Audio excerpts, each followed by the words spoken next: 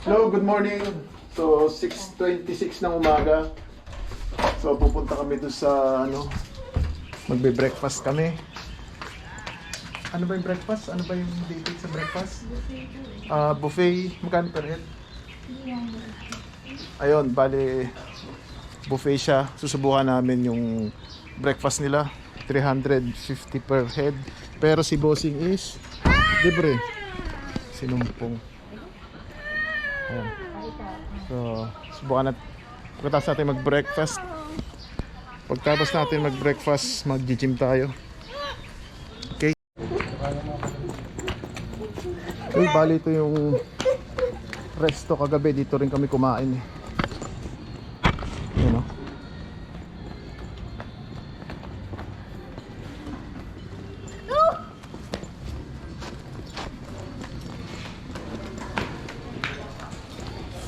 Okay na yung buffet?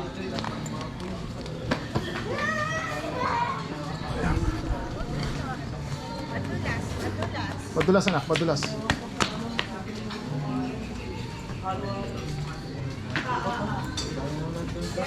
Table for 3. Okay na yung buffet, bukas na siya. Mag-ride ka muna. Dito na tayo.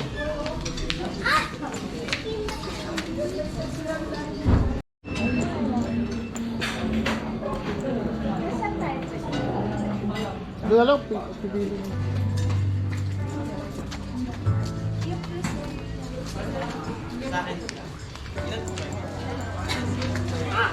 Bali ito yung sa breakfast nila. Hello, good morning. Good morning, sir. Yeah. Plain rice, fried rice, egg. Bali ang per head nila is 350. Libre yun. Libre yun si Pogi. So not bad. Meron silang bread, fruits. Yes, this one. Ito. May soup. Yes na. Anong gusto mo? Sige. Okay, bali sa buffet nila yung itong breakfast, bali 350 per head siya. So sa ganong age, 5 years old, libre. Tapos meron siyang fish fillet ito, no? Fish fillet, tapos hotdog. Ito hindi ko alam kung ano to eh. Parang Sausage? ano natin?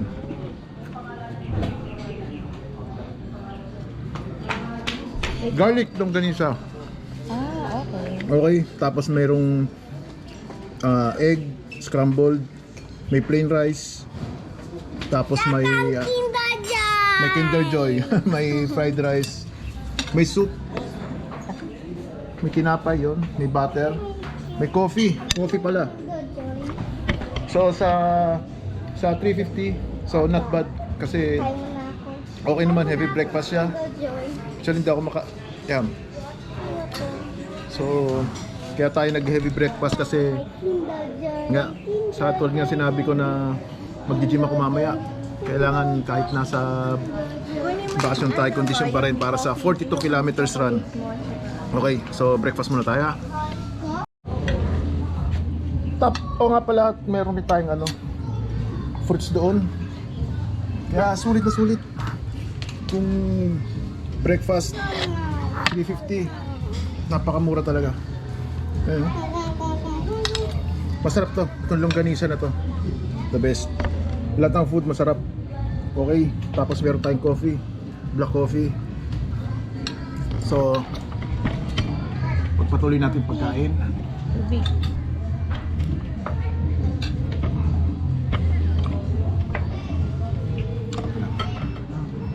Parang tubig.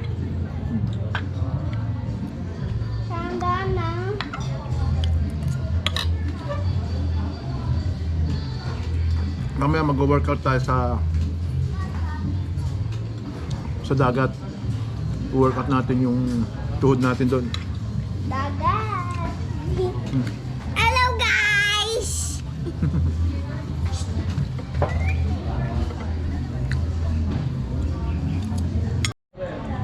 Okay, done. Tapos na mag-almusal.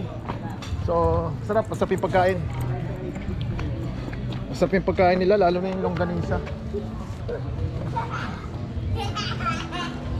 Ano masasabi mo sa food? Ang sarap. Busog na busog. Kumbaga yung 350 talagang sulit na sulit. Meron pa kaming pagkain na hindi nakain yung soup eh, no?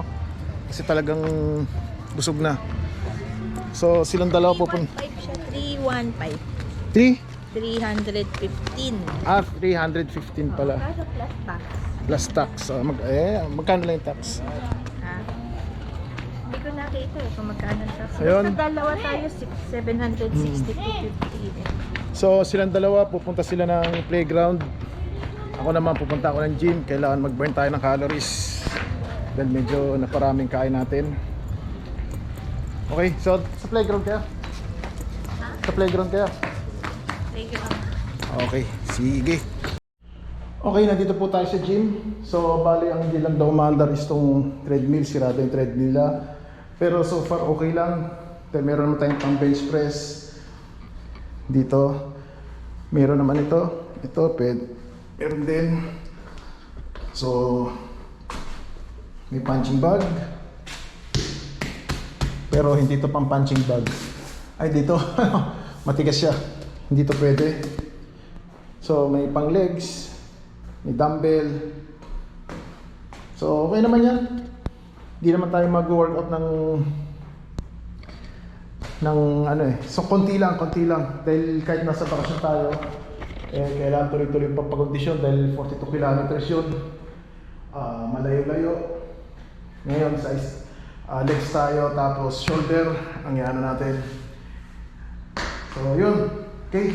Simulan ko na.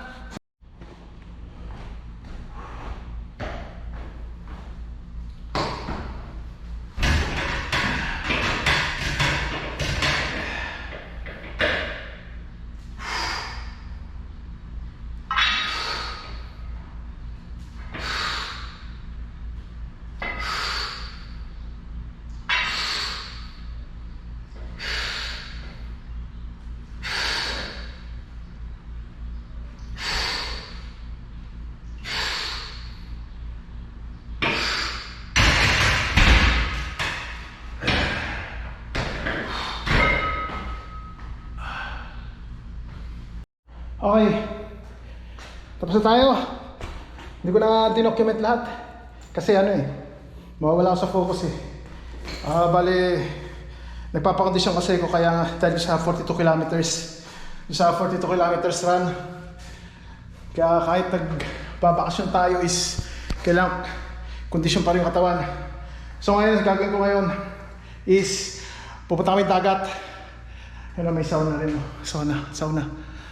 You know, bali dagat, tapos magbababad tayo doon. Pagkatapos noon, kailan magbabad din tayo sa init kasi yung 42 kilometers run, mahaba-haba yun. May lamig at init yun, kaya kailangan lahat ng weather, tama ba? Sanay ang katawan natin sa lamig. Sa hindi ka na malamig sa sobrang init, kailangan sanay. Ganun ang pag-training sa mga malayong takbo. Kasi paiba-iba ang klima eh. Okay, maraming salamat po sa inyo lahat. Nasa muli, maraming salamat po mga kamaglulupa. Lagi po natin tatandaan, lahat po tayo pantay-pantay. Maraming salamat po.